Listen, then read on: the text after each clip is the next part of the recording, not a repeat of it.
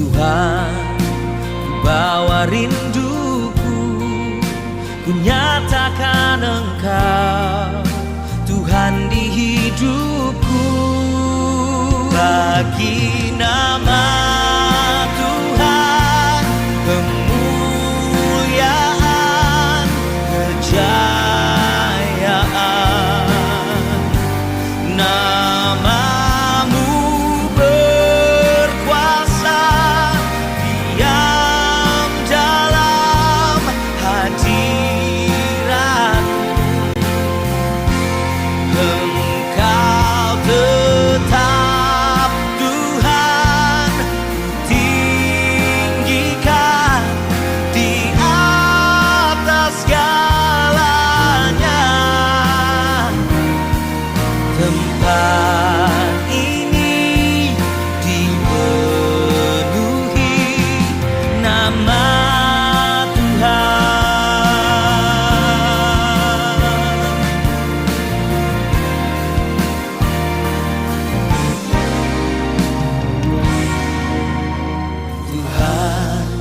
Namamu selalu di dalam doaku, berkuasa atasku.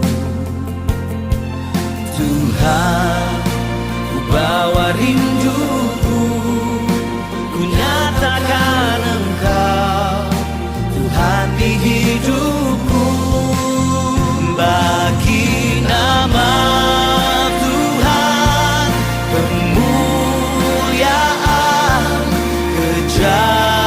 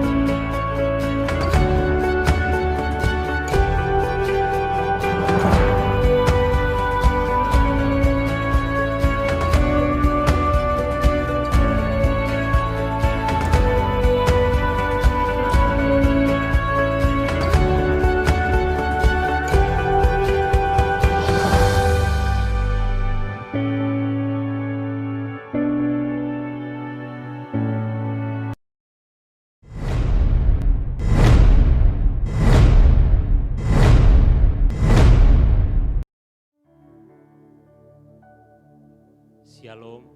Shalom. Puji nama Tuhan.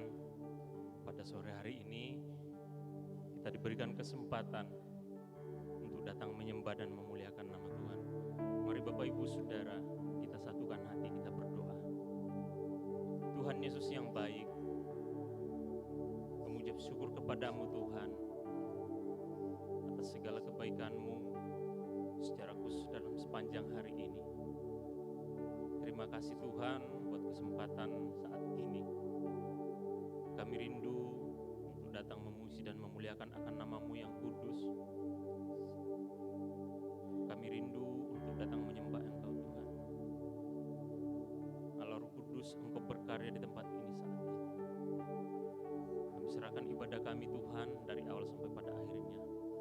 Hanya di dalam nama Tuhan Yesus Kristus kami berdoa dan mengucap syukur. Amin. Mari kita membawa setiap pujian kita di hadapan Tuhan.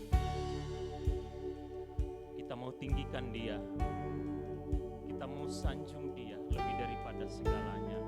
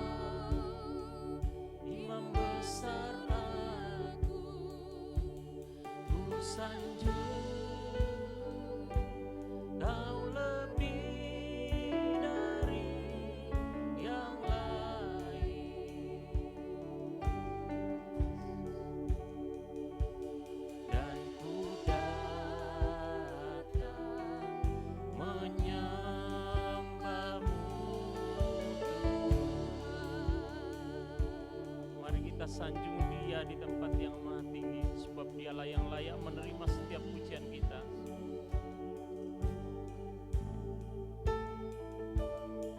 Sanjung Kau di tempat tinggi, sebab Engkau Imam besar agung. Ku sanjung Kau lebih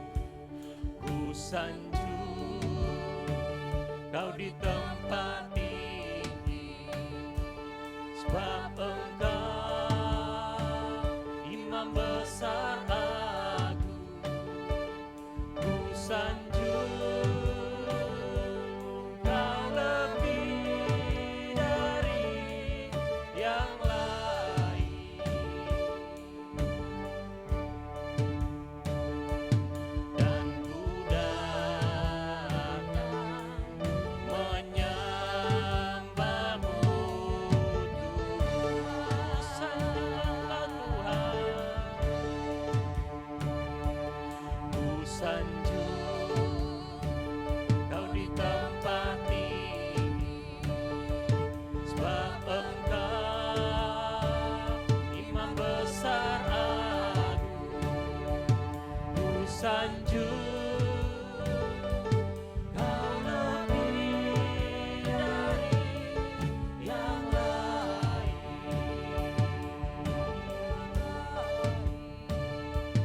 dan ku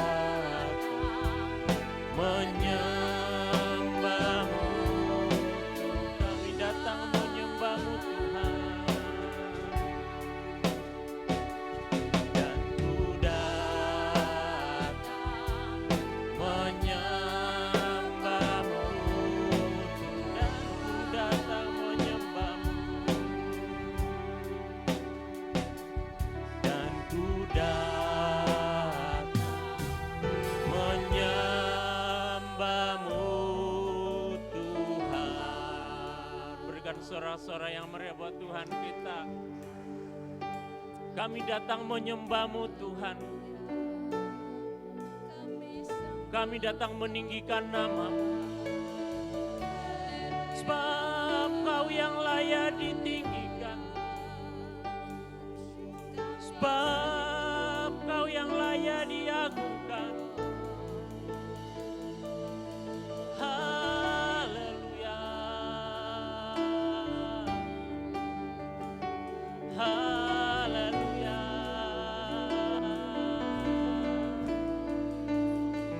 Glory bagi-Mu. Glory bagi-Mu.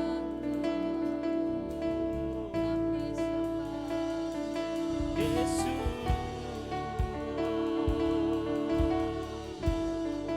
Sebab hanya Engkau yang layak terima setiap pujian kami Tuhan. Sebab hanya Engkau yang layak terima pujian kami. Haleluya. Oh, mulia nama-Mu. Mulia nama-Mu. Yesus, layaklah Engkau dipuji. Layaklah Engkau disembah. Yesus, hanya bagi-Mu segala pujian. Hanya bagi-Mu segala kemuliaan. Yesus,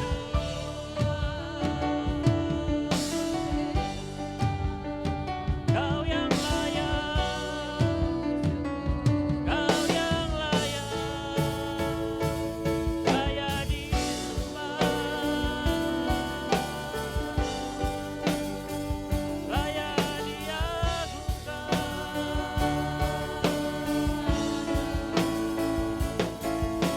Segala pujian bagi-Mu Tuhan. Segala hormat hanya bagi-Mu.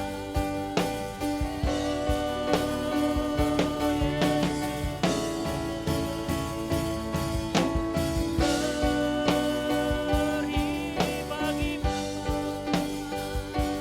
Glory bagi-Mu.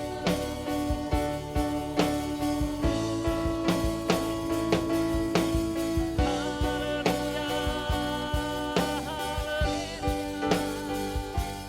Haleluya.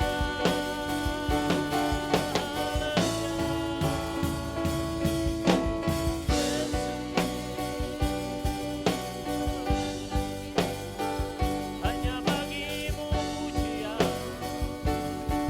Hanya bagi-Mu. Bagi-Mu segala kemuliaan.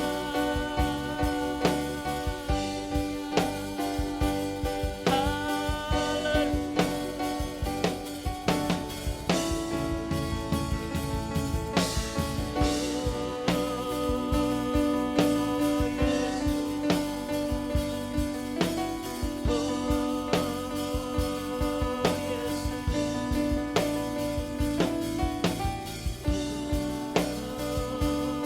Kau yang layak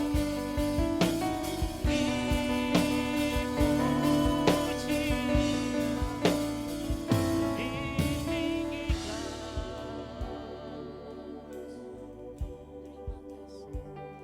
Hati kami limpah dengan ucapan syukur atas kebaikan-Mu Tuhan. Hati kami bersuka karena kebaikan.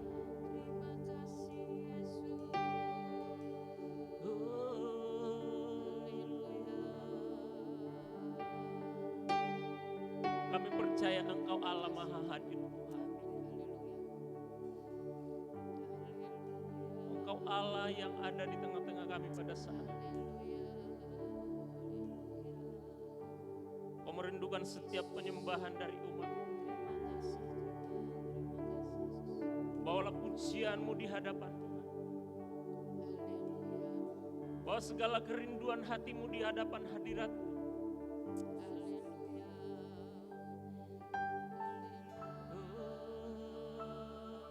Terima kasih Tuhan. Terima kasih.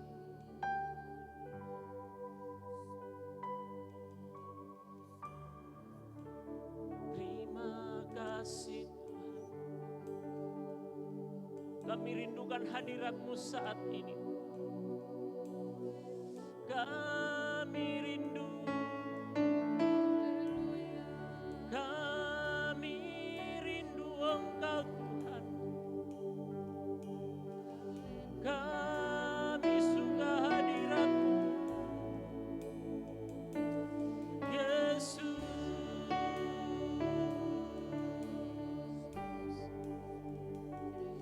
Terima kasih. Terima kasih Tuhan.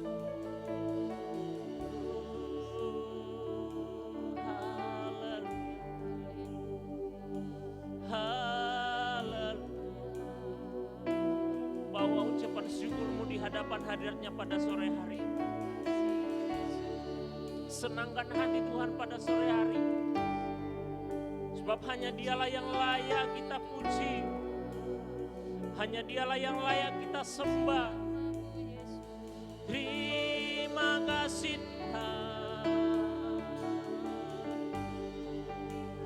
Terima kasih Yesus. Segala hormat bagi-Mu.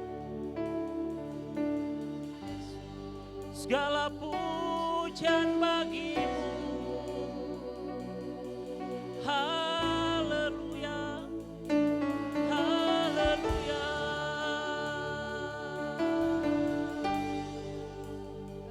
Haleluya. Haleluya.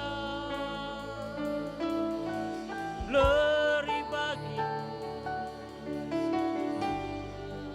Engkau Allah yang bertahta di atas setiap pujian umat-Mu. Engkau Allah yang layak kami sembah.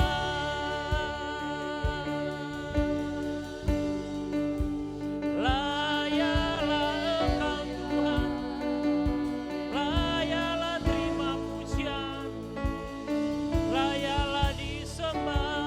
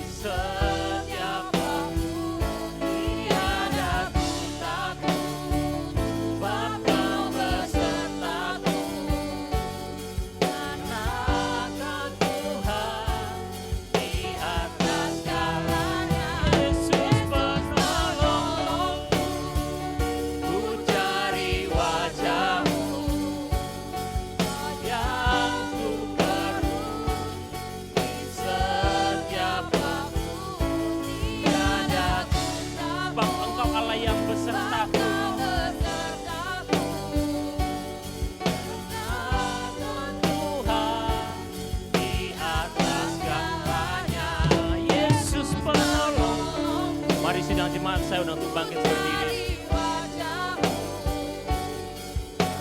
Aku perlu di setiap waktu, tiada ku takut, sebab Engkau Allah yang besertaku Tuhan. Karena Engkau Tuhan di atas segalanya. Engkau Tuhan di atas segalanya.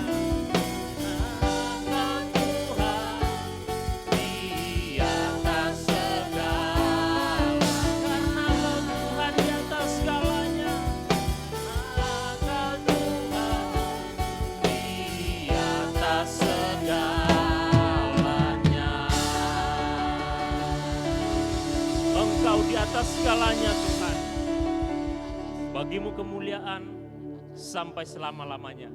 Ya, siap memuji nama Tuhan, katakan sama-sama, amin. Shalom. Shalom.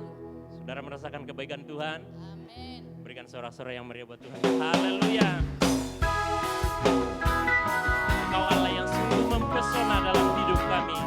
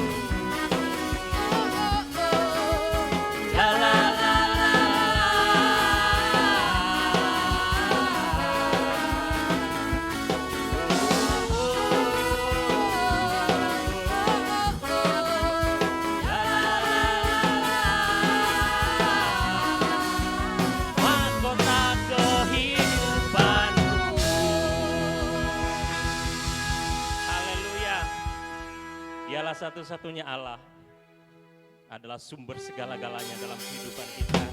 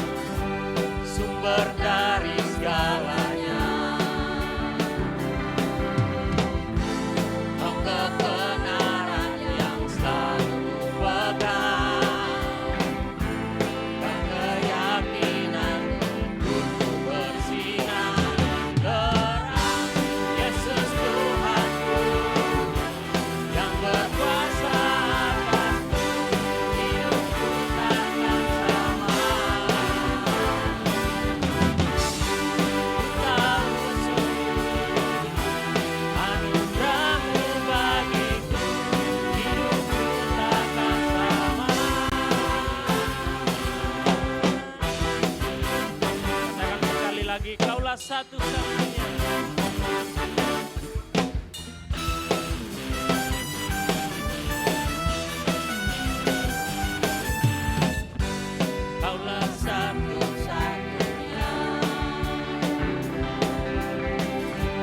sumber dari segalanya.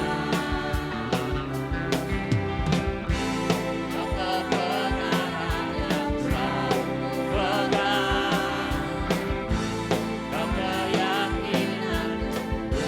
bersinar terang, Yesus Tuhanku yang berkuasa atasku, hidupku takkan sama.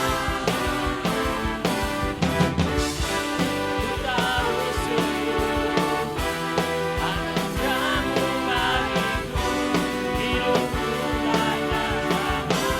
Yesus Tuhanku, Yesus Tuhanku yang berkuasa atasku, hidupku takkan sama. Ku tahu sungguh anugerah-Mu bagiku, hidupku takkan sama.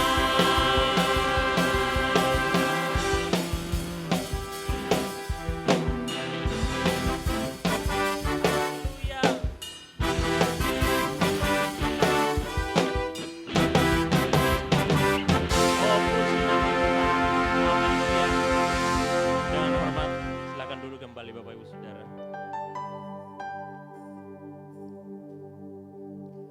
Mari Bapak Ibu, jemaat Tuhan yang dikasihi Tuhan, sebelum kita mendengarkan firman Tuhan, kita mau mempersiapkan hati dan pikiran kita. Kita mau undang Roh Kudus mencurahkan urapannya atas kita.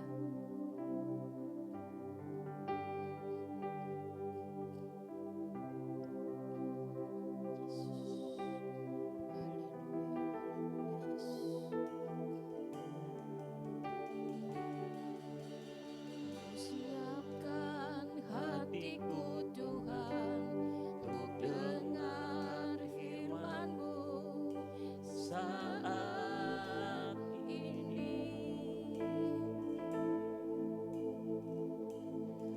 Ku sujud menyembah-Mu Tuhan, masuk hadirat-Mu saat ini.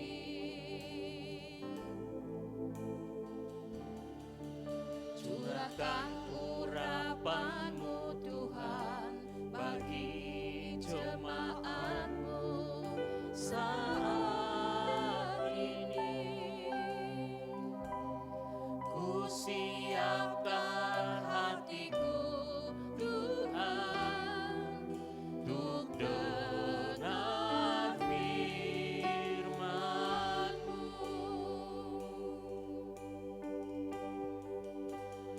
Firman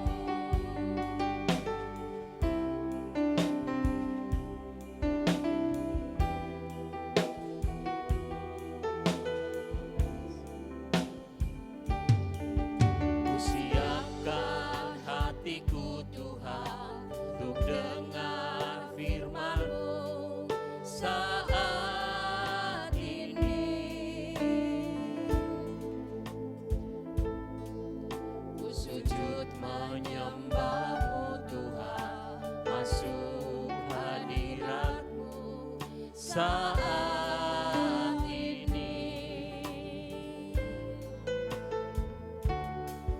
Curahkan urapan-Mu Tuhan bagi jemaat-Mu saat ini. Ku siapkan hatiku Tuhan untuk dengar firman-Mu. Firman-Mu Tuhan tiada berubah.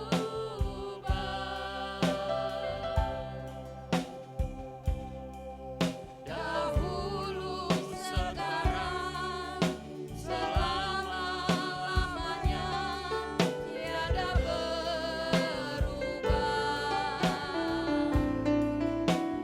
Firman-Mu Tuhan penolong hidupku. Ku siapkan hatiku Tuhan untuk dengar firman-Mu.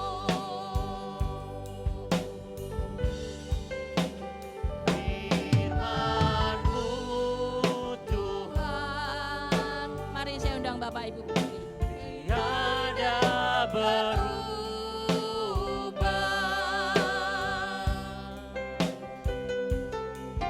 Dahulu, sekarang, selama-lamanya tiada berubah.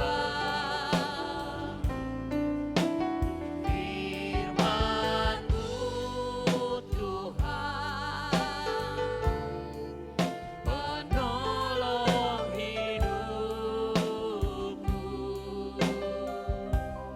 Ku siapkan hatiku Tuhan untuk dengar firman-Mu.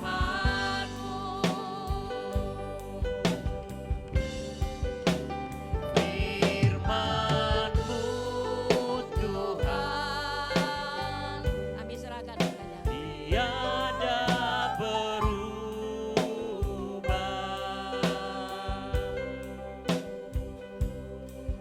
Dahulu, sekarang, selama-lamanya tiada berubah. Firman-Mu Tuhan penolong hidupku. Ku siapkan hatiku Tuhan untuk dengar firman-Mu. Ku siapkan hatiku Tuhan untuk dengar firman-Mu.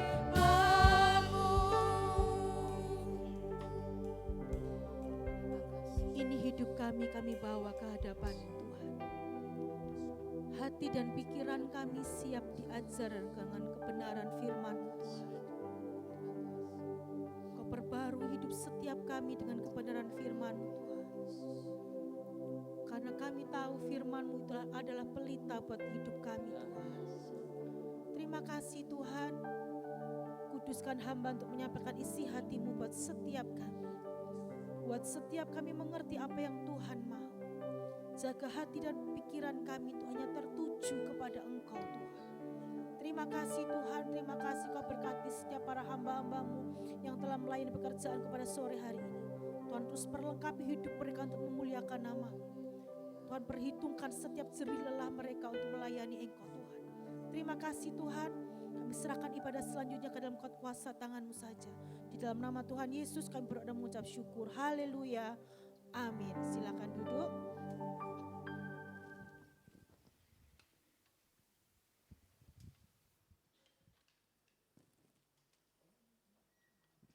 Shalom. Puji Tuhan, kita ketemu lagi pada sore hari ini. Kita akan sama-sama belajar kebenaran firman Tuhan. Mari kita buka dalam surat Roma pasal yang ke-8 ayat 31 sampai 39. Surat Roma pasal yang ke-8 ayat 31 sampai 39 saya akan bacakan. Judul berikutnya keyakinan iman. Sebab itu apakah yang akan kita katakan tentang semuanya itu?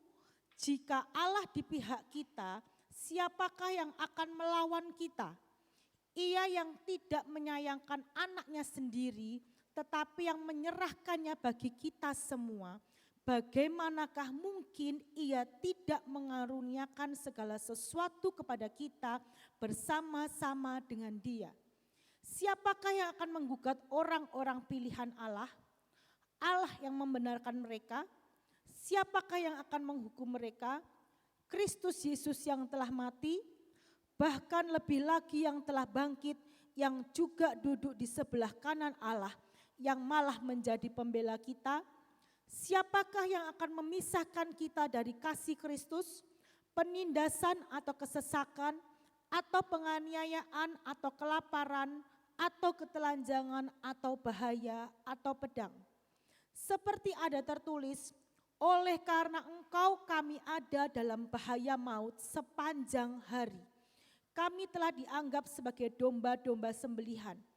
Tetapi dalam semuanya itu kita lebih daripada orang-orang yang menang oleh Dia yang telah mengasihi kita.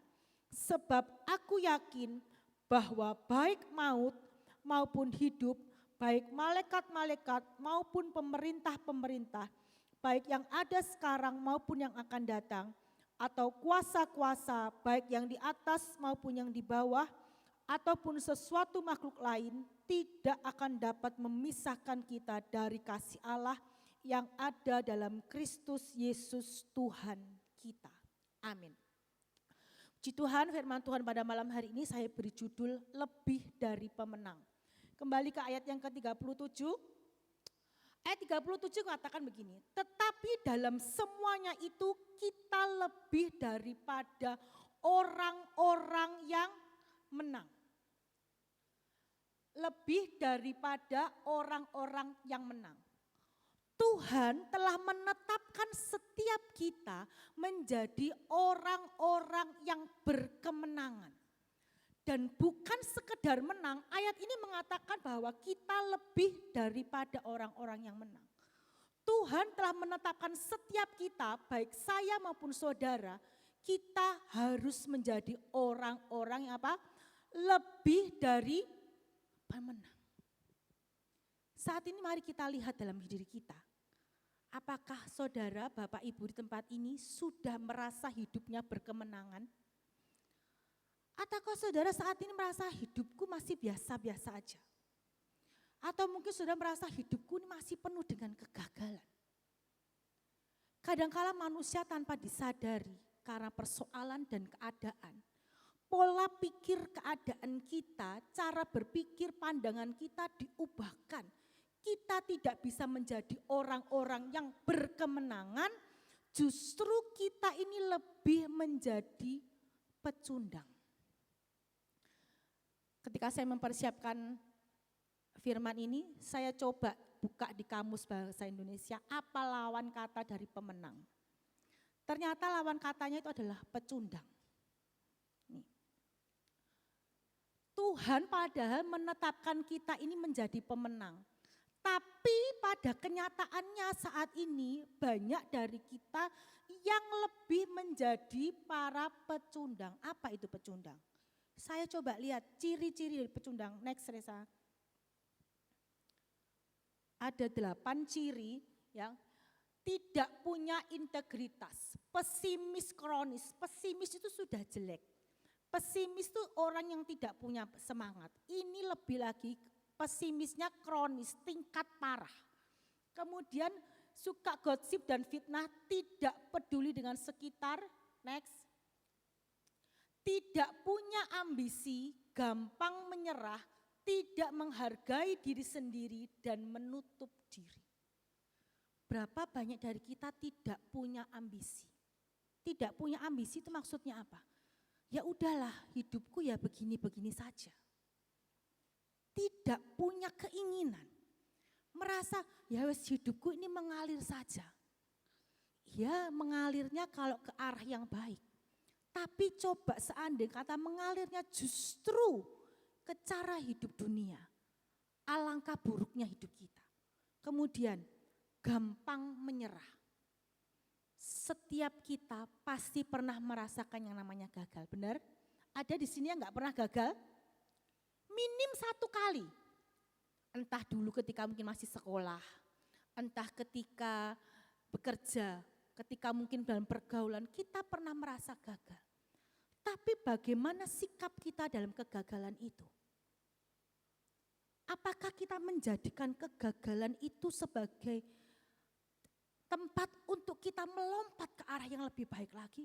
Atau justru kita berkata, wah ternyata aku ini gak bisa berhasil. Ternyata hidupku ya hanya seperti ini saja. Itu berarti kita apa? Gampang menyerah. Kemudian ini lagi, tidak menghargai diri sendiri. Perlu saudara ketahui, firman Tuhan sendiri katakan bahwa hidup kita ini sangat berharga di pandangan Tuhan. Tapi berapa banyak dari kita, ketika kita gagal, ketika kita jatuh, kita tidak menghargai diri kita sendiri. Contohnya apa? Seringkali mulut kita mengutuki diri kita sendiri. Ketika kita gagal, ketika kita jatuh, dengan mudahnya kita berkata, aku ini orang yang bodoh. Aku ini orang yang tidak bisa berhasil. Aku ini orang yang selalu gagal. Perkataan-perkataan buruk yang muncul dari mulut kita. Dan tanpa kita sadari perkataan itu seperti mengutuki diri kita sendiri. Itu berarti apa? Kita tidak bisa menghargai diri kita sendiri. Padahal Tuhan saja yang menciptakan kita, mengatakan bahwa hidup kita ini sangat berharga.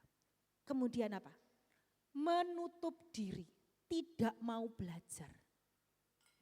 Jika saat ini kita gagal, pernahkah kita berpikir dan berusaha bagaimana caranya untuk aku bisa berhasil? Contoh, anak yang belajar sepeda, ketika pertama kan pasti jatuh toh, kan enggak ada anak belajar sepeda langsung bisa, itu kan enggak ada. Kalau ketika dia jatuh pertama terus dia berkata, "Wes, gak iso aku berarti aku ini memang gak bisa belajar naik sepeda." Wes sudah sepeda itu ditaruh, dia nggak mau lagi memegang sepeda itu, bisa nggak naik sepeda? Nggak bisa. Tapi kalau dia berkata, ketika dia jatuh, dia mau belajar lagi. Meskipun mungkin dia harus terjatuh-jatuh, kakinya mungkin ada yang luka. Tapi karena dia mau belajar, dia pasti bisa. Tidak ada yang bisa membatasi kita untuk berkata tidak bisa. Asal ada kemauan kita untuk belajar. Dan kata belajar itu tidak berhenti dengan usia. Meskipun Bapak Ibu di sini berkata, saya ini sudah tua. Tapi ketika kita ada kemauan untuk belajar, pasti bisa. Nah, ini loh ciri-ciri dari pecundang. Coba saudara lihat dari 8 ciri ini, adakah yang selama ini kita lakukan? Adakah yang selama ini seringkali ada di dalam pikiran kita? Perlu saudara ingat bahwa setiap saudara Tuhan tetapkan untuk menjadi lebih dari pemenang. Kalau saat ini kita menjadi pecundang, kita harus mau berubah. Next slide gambarnya. Nih, saya beri contoh gambar. Seorang pemenang ketika dalam perjalanan hidupnya yang menjadi arah pandangannya itu adalah tujuan dan target. Setiap saudara itu harus punya tujuan hidup. Minimal sebagai orang Kristen, saudara tidak hanya cukup berkata, "Yus, aku ini orang Kristen karena KTP-ku Kristen." Sudah selesai. Tidak. Ketika saudara menetapkan diri kita jadi orang Kristen, kita ini masih harus punya tujuan hidup. Tujuan hidupnya apa?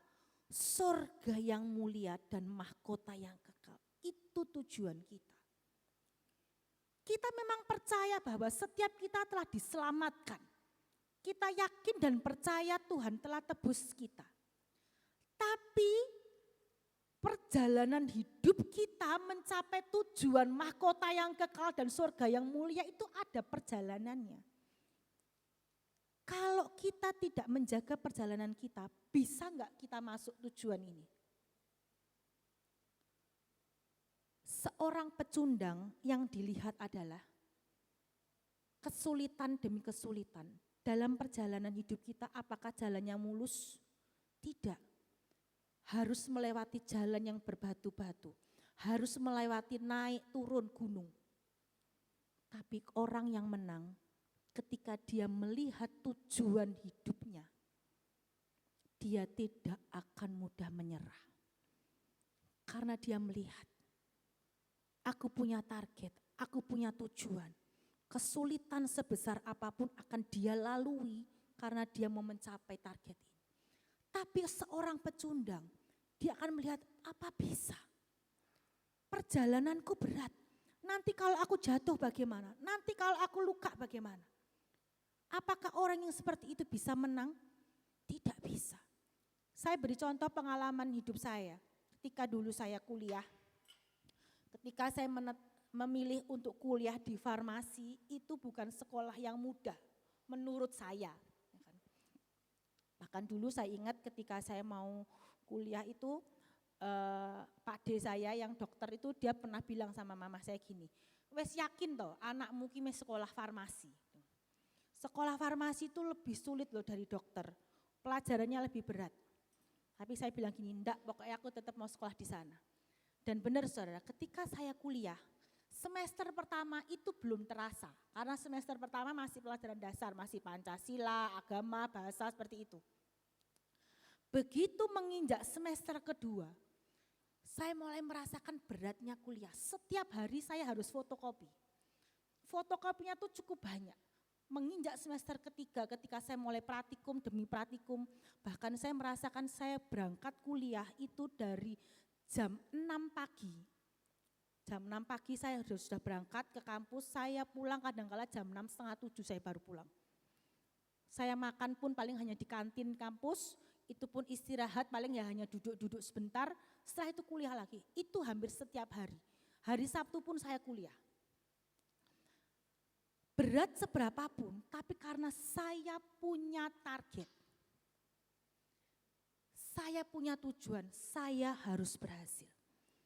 Karena saat itu saya tahu, ketika saya kuliah, orang tua saya dengan berat menyekolahkan saya. Ketika saya kuliah, orang tua saya tidak dalam kondisi yang kelimpahan. Mereka pun harus menyisihkan sebagian dari kebutuhannya untuk muliakan saya. Saya ngerti banget itu. Saya tadi ceritakan toh, dulu ketika hampir semester terakhir kalau nggak salah. Saya ingat banget ketika waktu itu mau ujian. Pembayaran SPP itu di deadline jam 12 siang. Dari pagi saya sudah telepon papa saya. Pak, ndang transferen ya duitnya. Yo wis tontenono. Saya cek jam 8 belum masuk. Saya telepon lagi, Pak wis porong, wis tontenono ya. Sampai entah berapa jam tuh saya berdiri di depan ATM tuh hanya sekedar ngecek saldo saya tuh gak melebu-melebu saudara. Saya ngeredek gini, kalau sampai jam 12 saya gak bayar, itu hari Sabtu kalau gak salah. Sabtu atau Jumat saya lupa. Kalau jam 12 saya gak bayar, Senin saya gak bisa ikut ujian. Kalau saya gak bisa ikut ujian akhir, berarti saya harus mengulang 1 semester penuh, bayangkan saudara. Saya di depan ATM itu saya ngedek, Tuhan, kingko duitnya melebu pora gitu. Jam 12 kurang 1/4 kalau gak salah. Papa saya telepon saya, wes duitnya melebu, langsung saudara saya ambil uang itu, saya lari ke, kalau gak salah di adminnya kampus itu saya bayar, itu sudah tinggal 5 menit kalau gak salah. Sebegitunya saya kuliah saat itu. Pelajaran yang saya pelajari itu cukup banyak, bukunya tuh segini-gini loh saudara tebelnya. Dan isinya bukan bahasa Indonesia, bahasa Latin dan bahasa Inggris. Padahal saya Inggris itu tidak lancar sama sekali. mau nggak mau saya harus belajar. Bahkan saya ingat saya pernah ketika mau ujian saya tidur jam 2 pagi, jam 4 saya harus sudah bangun untuk belajar lagi.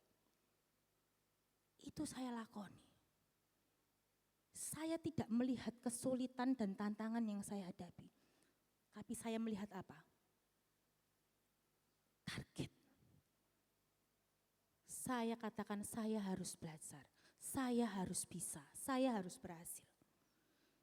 Karena saya tahu, saya tidak mungkin kuliah saya molor. Karena saya kuliah 8 semester itu saja orang tua saya sudah mengkis bayari sekolah saya. Kan tidak mungkin saya santai, wis gak apa-apa lah. Kalau 4 tahun gak lulus ya molor-molor sih, tidak bisa. Bahkan saya ingat waktu itu ketika saya bilang gini sama mama saya kalau nggak salah, "Mah, saya meneruskan apoteker, bisa enggak?" Saat itu saya lupa berapa belas juta kalau nggak salah, tahun 2002. Dan jawaban orang tua saya apa? Kita bisa nguliahkan kamu lanjut apoteker, tapi kita tidak bisa bayari kamu kos, bayangkan. Kan saya waktu itu 4 tahun saya kos, orang tua saya bilang gini, kamu bisa lanjut apoteker, tapi kamu enggak bisa kos. Terus saya bilang gini, mau enggak kamu nunut di rumahnya saudara. Waktu itu kan rumah saudara saya banyak yang di Surabaya. Saya bilang, ya wes gak popo. Karena saya lihat apa, saya mau kuliah. Tinggal di saudara enak enggak? Enak saudara. Saya mau meskipun saya harus menekan ini loh. Emosi saya, keinginan saya harus saya tekan. Mau enggak mau saya harus mau. Karena saya melihat target. Itu loh. Orang kalau punya tujuan, kalau target kita adalah menjadi orang yang menang, kesulitan hidup seberapapun itu akan dilakoni. Dan kita perlu tahu setiap kita, saya dan saudara, Tuhan telah pilih dan tetapkan kita menjadi orang-orang yang berkemenangan. Kata lebih dari pemenang itu artinya menangnya tidak hanya sekali. Tapi menang dan menang terus. Itu yang dikehendaki Tuhan. Dan malam hari ini kita mau belajar. Kenapa kita ini bisa menjadi pemenang? Yang pertama, 1 Korintus 15. 1 Korintus 15 ayat 57.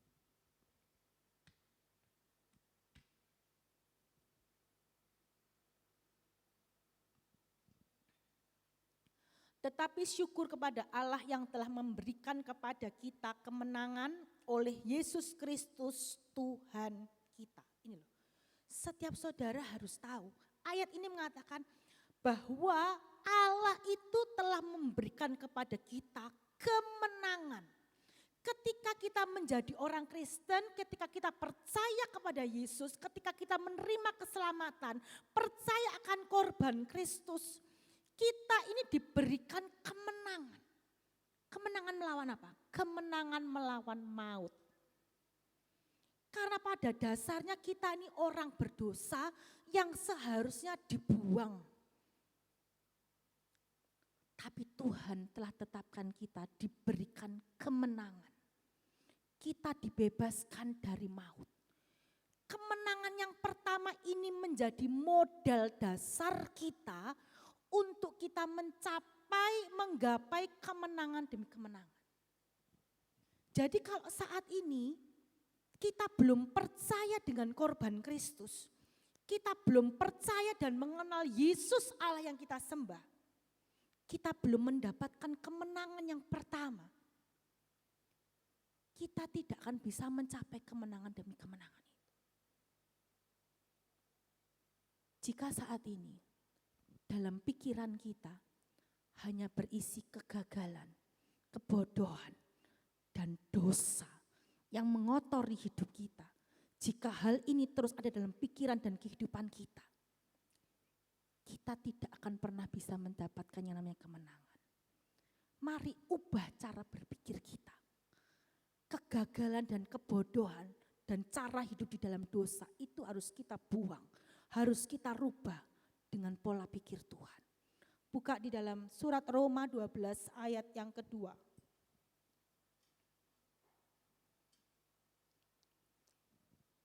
Roma 12 ayat yang kedua, janganlah kamu menjadi serupa dengan dunia ini, tetapi berubahlah oleh pembaharuan budimu, sehingga kamu dapat membedakan manakah kehendak Allah, apa yang baik, yang berkenan kepada Allah, dan yang sempurna. Ini yang dikehendaki Tuhan. Pola pikir kita ini harus diubah. Pola pikir sebagai pecundang yang berisi kegagalan dan kebodohan, ketidakmungkinan, itu harus kita ubah. Kita harus katakan pada diri kita bahwa Tuhan itu telah menetapkan aku menjadi orang-orang yang berkemenangan. Ketika kita sudah mengubah pola pikir kita, ayat ini katakan apa? Kita akan bisa mengerti apa kehendak Tuhan. Apa kehendak Tuhan? Menjadi orang yang berkemenangan. Jadi yang pertama, mengapa kita ini bisa menjadi orang yang lebih dari pemenang? Yang pertama apa? Tuhan sudah berikan langkah awal kemenangan dari korban Kristus di atas kayu salib. Kemudian yang kedua, kembali di Roma 8 ayat 31.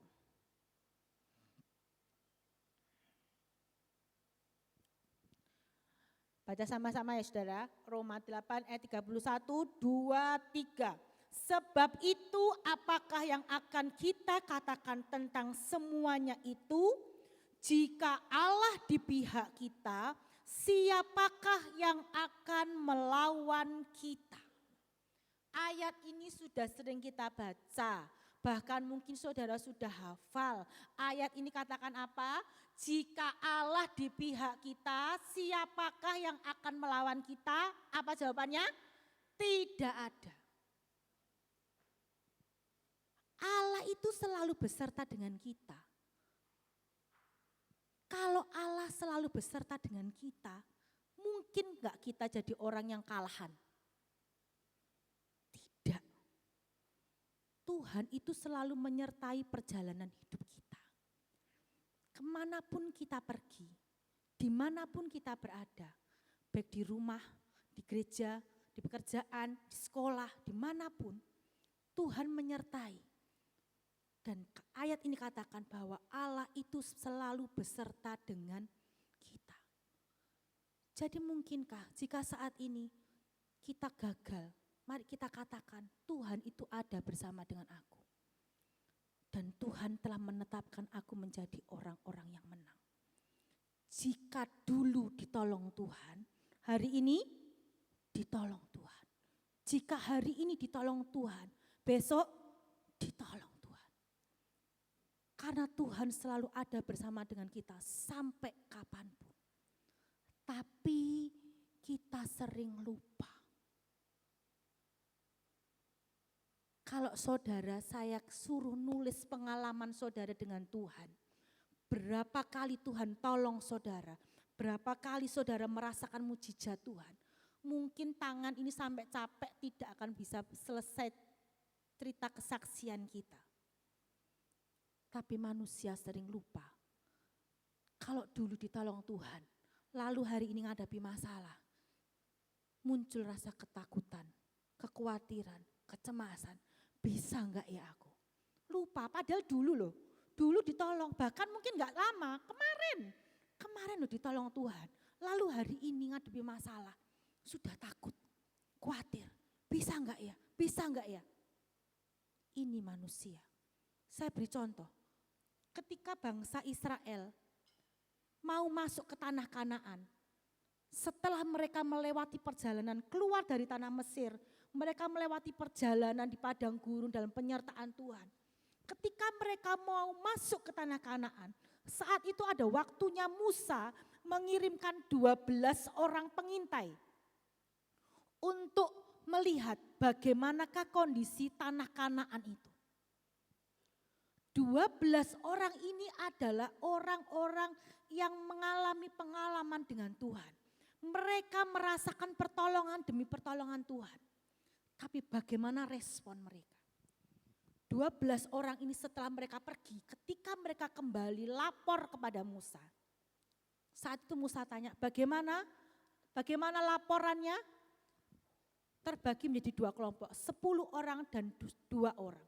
10 orang itu berkata apa? Enggak bisa Musa, kita enggak mungkin bisa masuk ke tanah Kanaan. Orang Kanaan itu tinggi besar, kita pasti kalah. Orang Kanaan itu adalah orang-orang raksasa. Sedangkan kita ini kecil-kecil, masa mungkin. Mereka takut kalau mereka nanti kalah. Tapi 2 orang, yaitu Yosua dan Kaleb.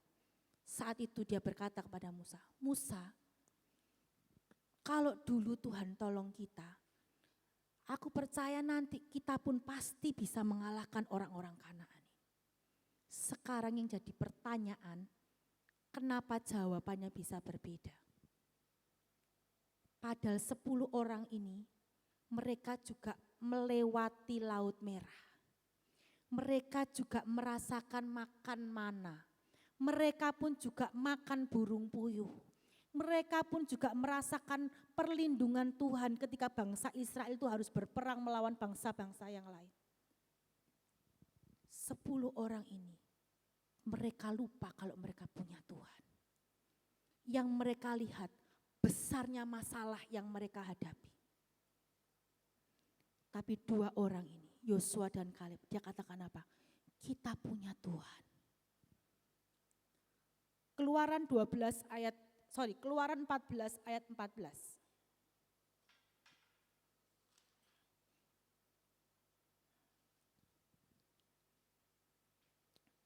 Keluaran 14 ayat 14. Tuhan akan berperang untuk kamu dan kamu akan diam saja. Ini loh saudara.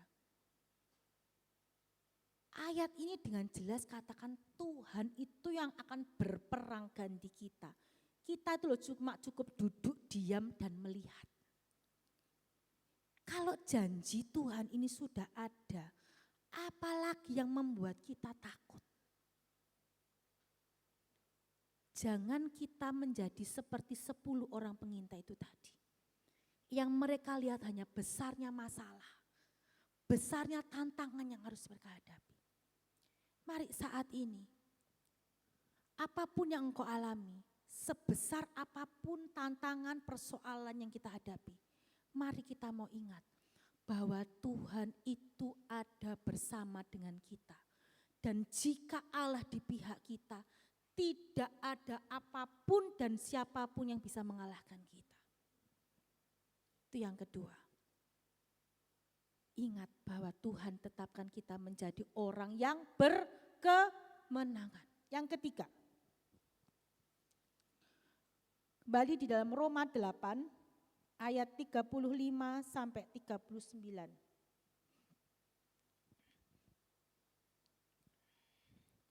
Siapakah yang akan memisahkan kita dari kasih Kristus? Penindasan atau kesesakan, atau penganiayaan, atau kelaparan, atau ketelanjangan, atau bahaya, atau pedang. Seperti ada tertulis, oleh karena engkau kami ada dalam bahaya maut sepanjang hari. Kami telah dianggap sebagai domba-domba sembelihan. Tetapi dalam semuanya itu kita lebih daripada orang-orang yang menang oleh Dia yang telah mengasihi kita. Sebab aku yakin bahwa baik maut maupun hidup, baik malaikat-malaikat maupun pemerintah-pemerintah, baik yang ada sekarang maupun yang akan datang, atau kuasa-kuasa, baik yang di atas maupun yang di bawah, ataupun sesuatu makhluk lain tidak akan dapat memisahkan kita dari kasih Allah yang ada dalam Kristus Yesus Tuhan kita. Ini saudara. Yang ketiga, saudara perlu ingat dan perlu saudara tahu bahwa tidak ada apapun dan siapapun yang bisa memisahkan kita dari kasih Kristus. Ayat 31 dikatakan Allah itu di pihak kita. Dan ayat 35 ayat sampai ayat yang ke-39 katakan apa? Bagaimanapun keadaanmu saat ini, itu tidak akan pernah membuat engkau jauh dari Tuhan. Ayat yang ke-35 katakan apa? Penindasan, kesesakan, penganiayaan, kelaparan, ketelanjangan, bahaya, atau pedang. 7 hal ini. Apakah saat ini saudara masih atau sudah di dalam posisi yang seperti ini? Apakah saat ini engkau sedang tertindas? Apakah engkau saat ini engkau sedang teraniaya? Ataukah saat ini saudara ada yang kelaparan? Kalau lapar ya saya juga lapar saudara. Maksudnya kelaparan sampai saudara nggak bisa makan, ada yang sampai seperti itu? Kan tidak. Apapun keadaanmu, tidak ada yang bisa memisahkan kita dari kasih Kristus. Karena dimanapun engkau pergi, dimanapun engkau bersembunyi, di situ ada Tuhan. Firman Tuhan pun katakan, sekalipun engkau ada di dalam lembah bayang-bayang maut, Tuhan di situ ada. Saat ini, sekalipun engkau seperti di tepi jurang, yang seolah-olah tidak ada pertolongan, ada ketidakmungkinan di pandangan. Ingat, Tuhan tetap ada di dekat kita. Jangan pernah kita lepaskan pegangan tangan Tuhan. Dia Allah yang selalu menyertai kita. Tuhan itu tidak pernah menyerah menghadapi kita. Tapi kita seringkali mudah menyerah. Berapa banyak anak Tuhan yang menyerah dengan kehidupan dan akhirnya tinggalkan Tuhan.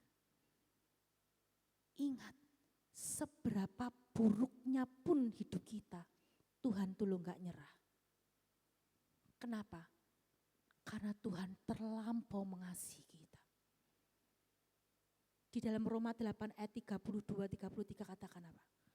Jika Allah itu saja tidak menyayangkan anaknya untuk menebus dosa kita, terlebih lagi apakah mungkin dia akan membiarkan kita? Jangan pernah engkau takut dengan segala keadaan. Tuhan itu menemani perjalanan hidup kita. Buka di dalam Mazmur 23 ayat 4-6. Mazmur 23 ayat 4.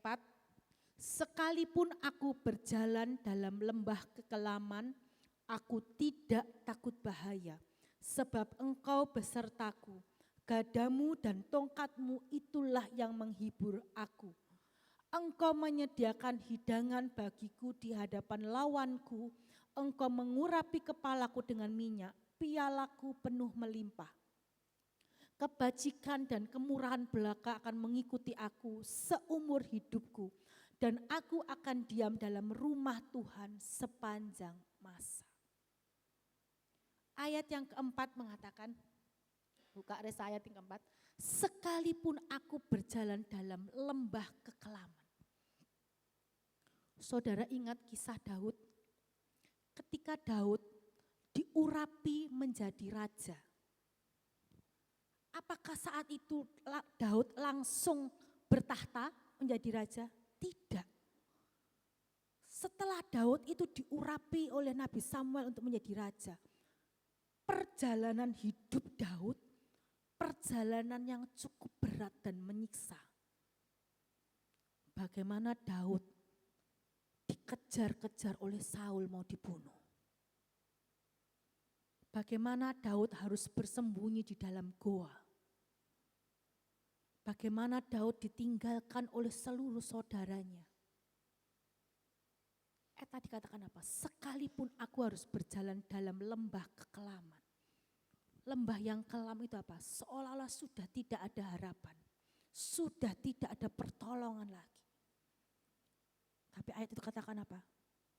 Bahwa gadamu dan tongkatmu itulah yang melindungi. Sekalipun saat itu Daud diurapi menjadi raja. Dia menerima janji Tuhan. Tapi janji itu tidak langsung dia rasakan, tidak langsung dia nikmati. Apakah itu membuat Daud undur dari Tuhan? Tidak. Daud tetap katakan bahwa Allah itu beserta dengan aku. Sama juga dengan kita. Saat ini mungkin saudara berpikir, Tuhan janji menetapkan aku jadi orang yang berkemenangan, tapi mana buktinya? Aku saat ini jadi orang yang gagal. Aku saat ini jadi orang yang tidak bisa menang. Saat ini apapun yang kukerjakan selalu salah. Hidupku selalu buruk. Mana janji Tuhan? Ingat, dalam kegagalan demi kegagalan yang kau lewati, kita tidak berjalan sendiri. Kegagalan demi kegagalan yang kau lewati, itu menjadikan engkau menjadi pribadi yang kuat. 2 Korintus 1 mengatakan bahwa kesulitan yang aku hadapi, persoalan yang aku hadapi itu bisa menjadi kekuatan buat orang lain. Apa maksudnya? Ketika saya menghadapi masalah, lalu saya ditolong Tuhan, lalu saya bisa bersaksi, kesaksian saya ini bisa menjadi kekuatan buat orang lain. Pengalaman buruk saya itu bisa menjadi kekuatan buat orang lain. Ingat, Tuhan selalu beserta dengan kita. Ayat yang terakhir, 2 Korintus 4 ayat 8 sampai 10.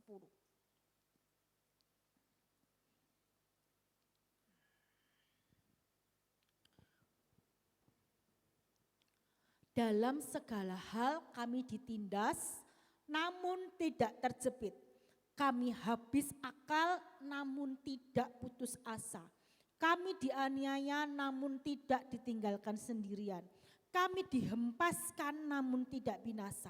Kami senantiasa membawa kematian Yesus di dalam tubuh kami, supaya kehidupan Yesus juga menjadi nyata di dalam tubuh kami. Ini. Apapun keadaanmu saat ini, mari kita mau lihat bahwa pengalaman-pengalaman itu membuat kita ingat akan kematian Yesus. Ayat yang ke-8 katakan apa? Sekalipun aku ditindas, aku tidak akan terjepit. Ketika aku habis akal, aku tidak akan putus asa. Aku dianiaya, tidak ditinggalkan sendirian. Sekalipun aku dihempaskan, tidak binasa. Kesakitan yang engkau alami, sudahkah itu seperti yang dialami Kristus ketika dia mau naik ke atas kayu salib? Tidak ada apa-apanya. Jadikan kesulitan yang kita hadapi, persoalan, masalah, penyakit yang kita hadapi, membuat kita teringat akan korban Kristus. Jadikan setiap hal itu membuat kita menjadi orang-orang yang hidup serupa dengan Tuhan. Bagaimana respon Yesus ketika di atas kayu salib? Dalam kesakitannya, dia tetap berseru kepada Bapa. Mari setiap kita, mari kita mau ingat bahwa saudara dan saya, Tuhan telah tetapkan kita menjadi lebih dari berpenang. Jangan engkau lihat besarnya masalah yang kau hadapi. Tapi kita mau katakan, aku ini lebih dari pemenang. Yuk sama-sama kita ngomong yuk, aku lebih dari pemenang. 2, 3, aku lebih dari pemenang lagi. Aku lebih dari pemenang. Ayo. Katakan itu pagi hari, siang hari, sore, bahkan malam hari.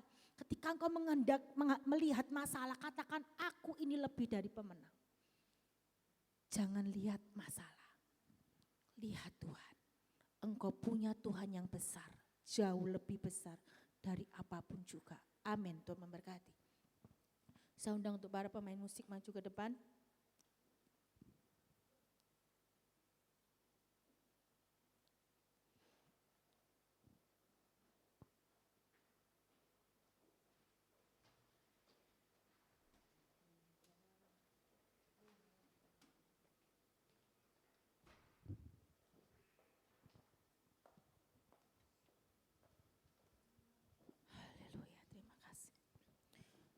Mari saya undang jemaat Tuhan sama-sama bangkit berdiri. Haleluya Tuhan. Terima kasih Tuhan buat setiap penyertaan. Kami mau hidup karena kami percaya kami punya Tuhan yang besar. Kami tidak mau lihat besarnya masalah yang kami hadapi. Tapi kami mau melihat Engkau Tuhan. Terima kasih Tuhan. Yesus Tuhan. Yesus, terima kasih Tuhan. Ku hidup karena percaya Kau yang berjanji setia, pengharapanku selalu ada di dalam-Mu. Amin. Ku tidak akan menyerah meski dalam kesesakan. Seluruh hidupku dalam genggaman-Mu. Katakan, aku punya Tuhan yang besar.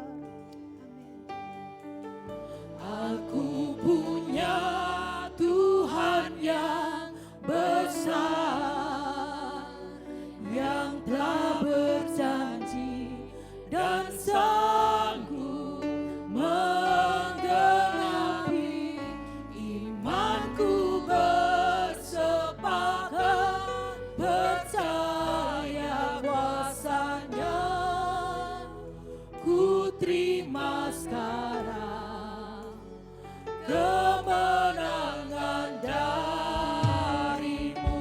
Amin. Kami mau hidup karena percaya akan Engkau Tuhan. Terima kasih Yesus.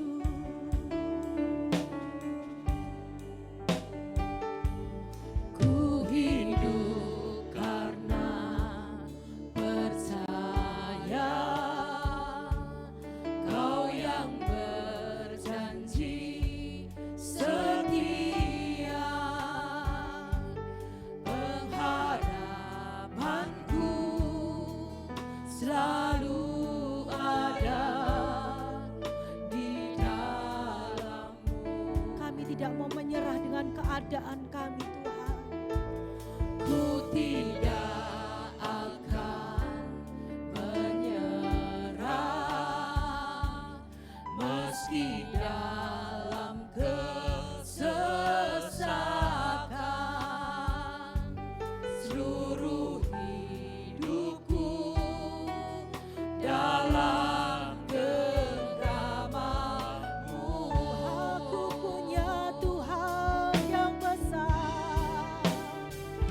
Aku punya Tuhan yang besar, yang telah berjanji dan sanggup menggenapi imanku.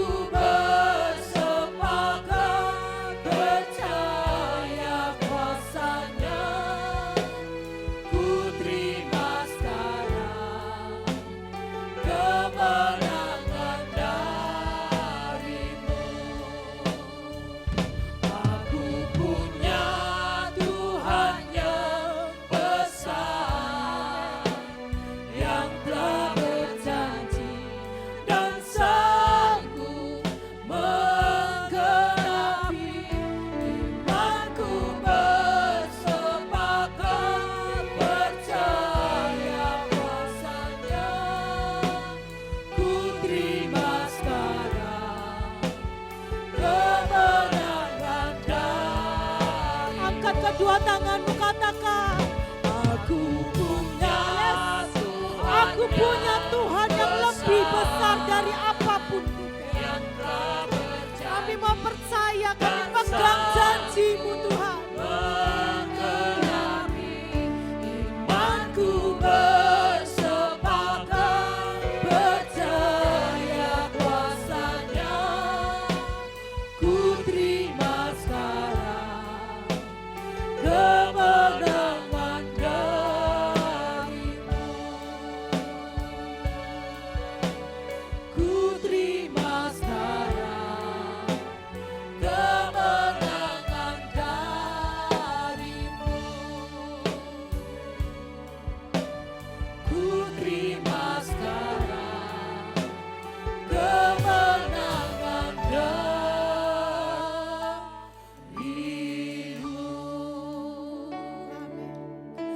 percaya kami punya Tuhan yang jauh lebih besar dari apapun. Tidak ada alasan untuk membuat kami takut dan khawatir Tuhan. Bahwa janji-Mu itu iya dan amin Tuhan. Sampai kapanpun janji-Mu tidak pernah gagal Tuhan. Kami mau pegang setiap perkataan-Mu Tuhan. Jika dahulu Tuhan menolong kami, saat ini pun Tuhan menolong kami. Dan sampai kapanpun Tuhan akan tetap menolong kami. Terima kasih Tuhan, terima kasih. Kami mau tetap percaya.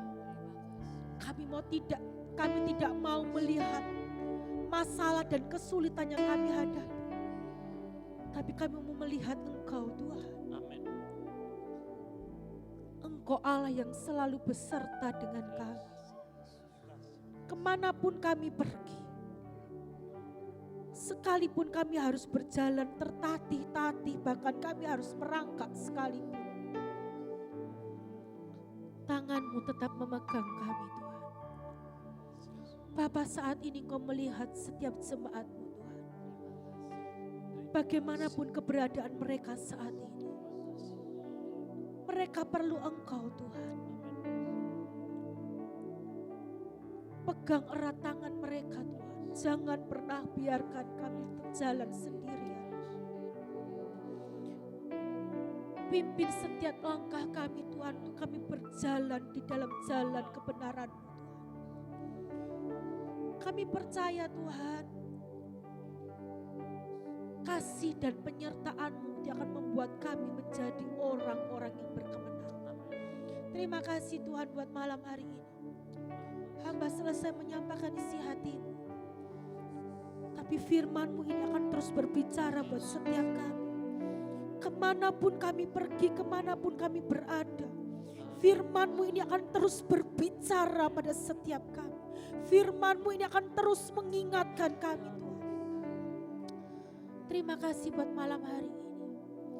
Kasih-Mu limpah buat setiap kami. Terima kasih Tuhan. Terima kasih buat kebaikan-Mu. Dalam nama Tuhan Yesus kami berdoa dan mengucap syukur. Haleluya. Amin.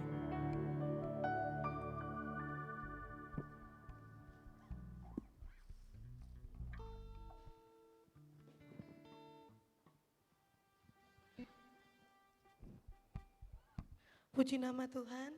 Saya akan menyampaikan pengumuman untuk ibadah sepekan. Mohon diperhatikan Bapak Ibu Saudara, untuk Komsel akan berjalan kembali setiap hari Selasa pukul 6 sore. Untuk Komsel Utara di kediaman Ibu VP, kemudian Komsel Tengah di kediaman Ibu Liskati. Kemudian hari Kamis ada ibadah UMAS di tempatnya Bapak Slamet pukul 9 pagi. Dan mohon diperhatikan, saya salah mengetik di warta, besok hari Kamis masih ada ibadah pendalaman Alkitab di tempat ini pukul 6 sore. Kemudian hari Jumat ada ibadah Armada di tempat ini pukul 6 sore juga. Kemudian hari Sabtu ada ibadah doa pelayan Tuhan di tempat ini pukul 4:30 sore. Kemudian ibadah hari Minggu berjalan seperti biasa, pagi 6:30 pagi dan sore pukul 5. Kemudian ibadah sekolah Minggu pukul 9 pagi. Mungkin itu saja pengumuman yang dapat saya sampaikan. Mari kita membawa persembahan kita di hadapan Tuhan. Kami sungguh mengucap syukur buat kebaikan-Mu Tuhan, yang Kau berikan buat setiap kami.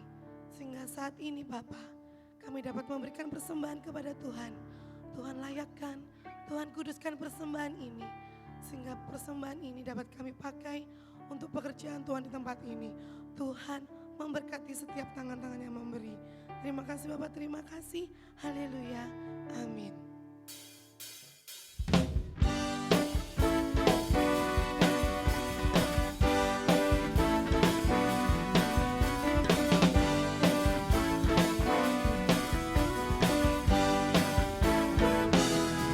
Apa yang tak pernah dilihat mata,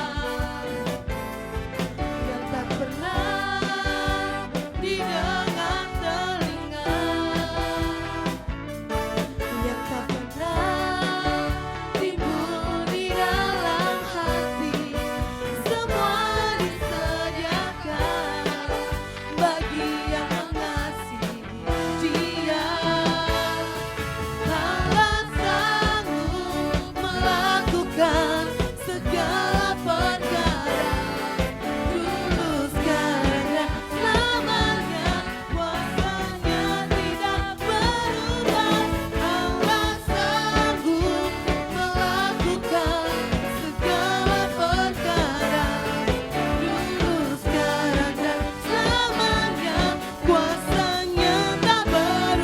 Sama-sama berdiri. Dulu, Sekarang dan selamanya kuasanya tak berubah.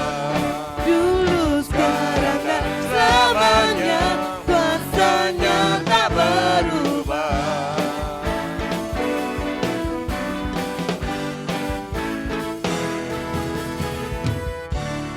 Kita akan berdoa.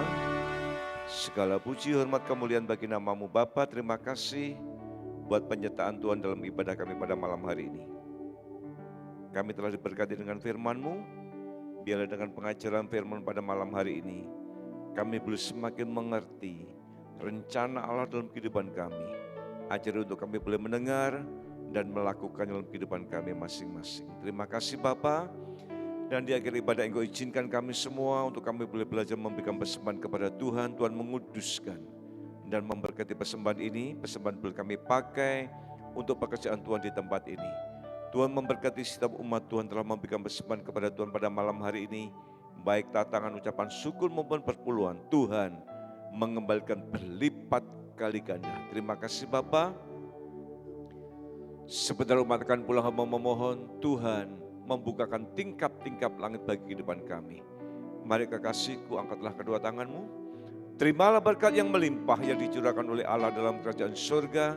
Dan cinta kasih Tuhan kita Yesus Kristus dan persekutuan Roh Kudus senantiasa menopang dan memberkati kehidupan kita mulai hari ini sampai selama-lamanya. Diberkatilah rumah tanggamu, suamimu diberkati, istrimu diberkati, anak-anakmu diberkati, pekerjaanmu diberkati, kesehatanmu diberkati, kan hidup dalam kelimpahan di dalam nama Bapa, Putra dan Roh Kudus, di dalam nama Tuhan Yesus Kristus. Kita yang percaya diberkati Tuhan mengatakan amin. Aku punya Tuhan yang besar, Selamat pulang. yang telah berjanji Tuhan memberkati kita semua. dan sanggup menggenapi. Imanku bersepakat percaya kuasanya. Ku terima sekarang kemenangan darimu. Imanku bersepakat percaya